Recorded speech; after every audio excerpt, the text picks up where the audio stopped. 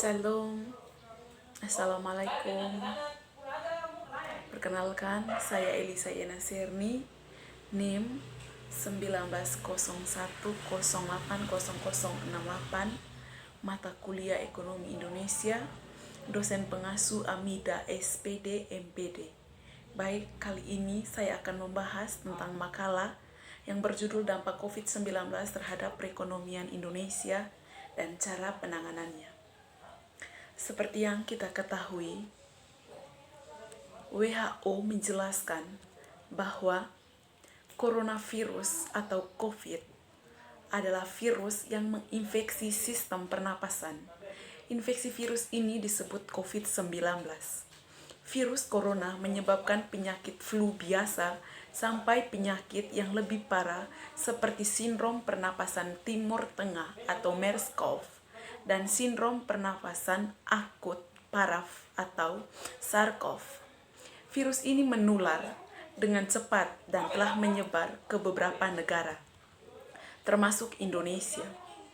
Seseorang dapat tertular COVID-19 melalui berbagai cara, yaitu yang pertama, tidak sengaja menghirup percikan ludah dan bersin atau batuk dari penderita COVID-19.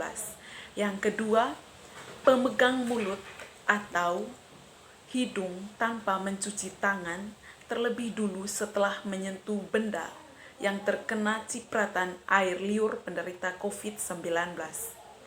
Yang ketiga, kontak jarak dekat dengan penderita COVID-19, misalnya bersentuhan atau berjabatan tangan, seperti yang dilakukan kita setiap hari ketika ketemu dengan sesama kita. Penyebaran virus ini dimulai sejak tanggal 2 Maret 2020. Itu penyebaran yang terjadi di Indonesia. Diduga berawal dari salah satu warga negara Indonesia yang melakukan kontak langsung dengan warga negara asing yang berasal dari Jepang.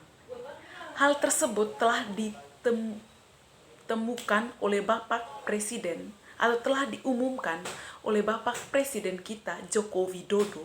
Seiring dengan berjalannya waktu, penyebaran COVID-19 telah mengalami peningkatan yang signifikan atau telah mengalami peningkatan yang begitu luas. Belakangan ini, COVID menjadi konsen besar bangsa Indonesia karena permasalahan yang terus ditimbulkan. Misalnya, ada banyak kerugian yang disebabkan oleh COVID-19 yang berdampak khususnya di bidang perekonomian. Bagi perekonomian Indonesia, pembangunan ekonomi sebuah negara pada dasarnya bertujuan untuk mencapai kemakmuran masyarakat melalui pertumbuhan ekonomi yang tinggi dan distribusi pendapatan yang merata. Akan tetapi, dengan munculnya COVID-19, perekonomian bangsa Indonesia tidak merata. Kehidupan masyarakat mengalami krisis ekonomi. Jadi, untuk menangani krisis ekonomi saat pandemi COVID-19, pemerintah mengupayakan beberapa hal sebagai berikut. Yang pertama, Presiden memerintahkan seluruh menteri, gubernur, dan wali kota memangkas rencana belanja yang bukan belanja prioritas dalam anggaran pendapatan dan belanja negara atau APBN dan anggaran pendapatan dan belanja daerah atau APBD. Yang kedua, melalui Presiden meminta pemerintah pusat dan pemerintah daerah untuk mengalokasikan ulang anggarannya untuk mempercepat pengentasan dampak COVID-19.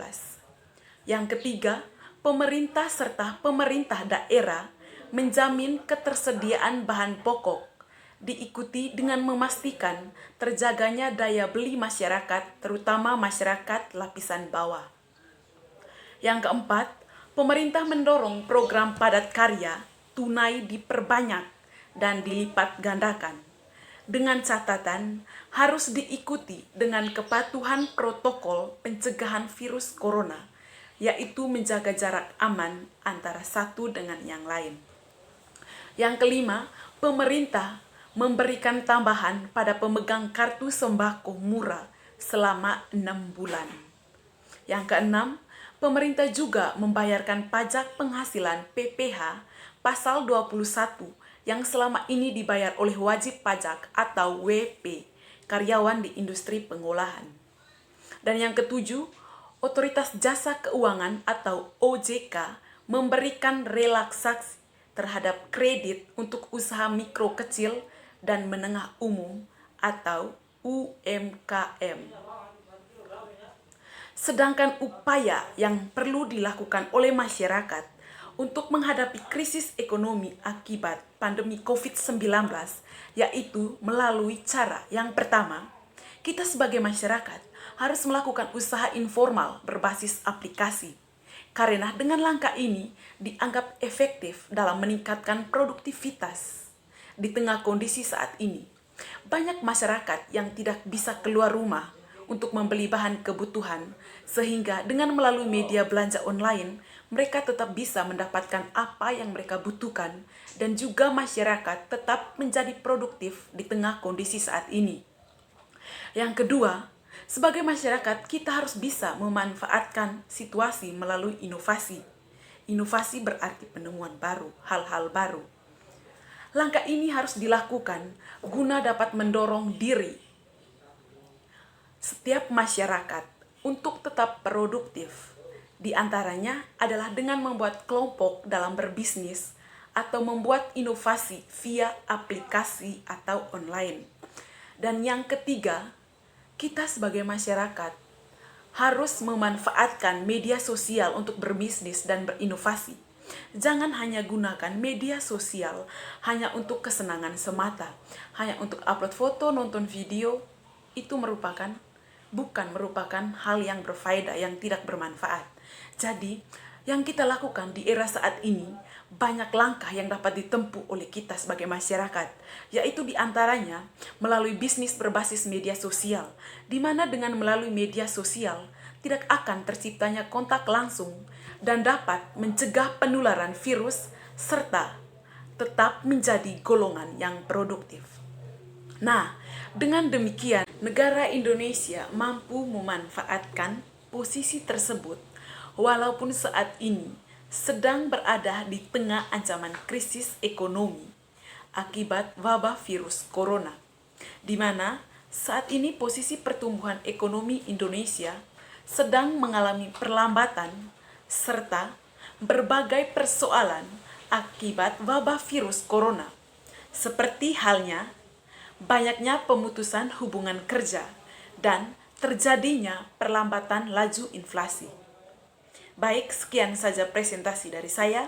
Saya Elisa Yanaseri mengucapkan terima kasih. Shalom, Assalamualaikum.